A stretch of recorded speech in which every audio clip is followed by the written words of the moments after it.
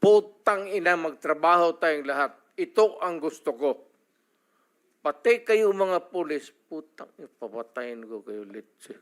Huwag ninyo akong... Kasi pagka-mayor ka na, magpa-ano-ano ka lang, pa-lutay-lutay ka lang, wala mangyari sa Pilipinas, maniwala ka. Lalo na yung mga mayors na pumapasok sa droga, yan ang dapat unahin patayin. Mr. Chair. Thank you, Mr. President. So what I'm getting, Mr. President, is that yung imperfection noong ating programa na War on Drugs, nakabase po doon sa ilang mga local government units na wala ho talagang totoong political will para labanan ito dahil binabanggit nyo nga po, marami or may ilan sa mga LGUs ang pananaw ay ma-re-elect lang. Re-election. Hindi talaga durugin. Ayaw magkaroon ng problema sa re-election niya. Yung iba naman, takot. Lalo na sa probinsya. Lalo na yung nagninegosyo ng droga, may mga baril, tapos may tao. Mr. Chair, with the permission of Senator Villanueva, quick interjection. Yes, Senator Ontiveros is recognized. Salamat kayo, Mr. Chair. Salamat, Senator Villanueva. Just to make of record na sinabi ng dating presidente na yung mga mayor na suspected na involved sa drugs dapat patayin. That is not an acceptable statement ng isang naging presidente tungkol sa mga naging kasama niyang nagtatrabaho sa gobyerno ng mga mayors. For everyone, whether mayor, whether maliit na drug suspect, kahit pa yung mga high-value targets, may due process. And the president of all, dapat ang nag-uphold niyan. So unacceptable po sabihin na ang mga mayor na drug suspect ay dapat patayin. For the record, Mr. Okay, Chair. ma'am. Ganito yan. Mabutit dumating ako dito. Pasalamat talaga ako para lumabas, ilabas na lang natin yung totoo.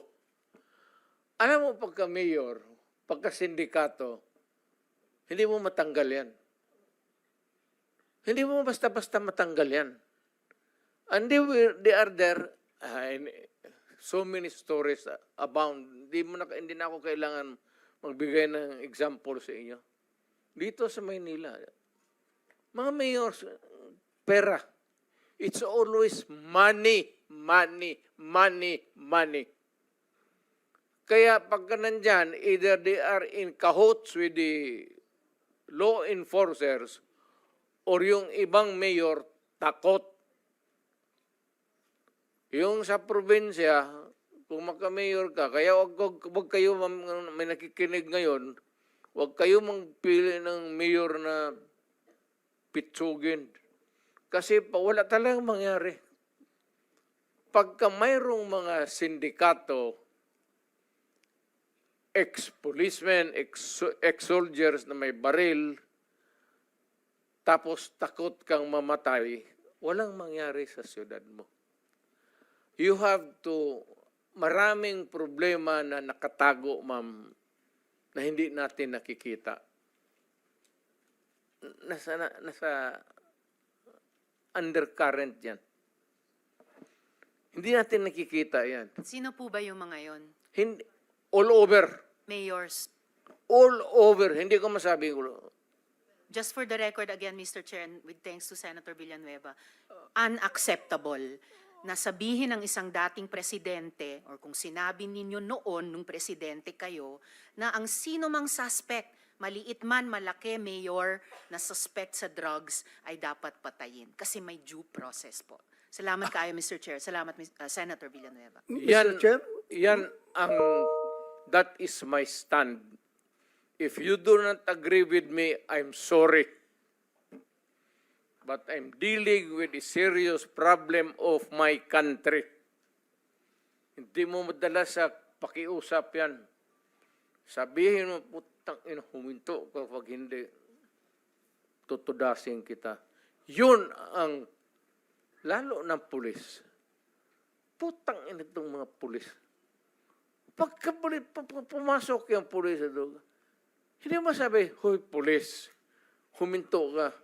Puntahan mo yung pulis, sabihin mo, mga pulis, kung mga tao na harapin ko, o total, let us be, labas na lang natin yung, pati yung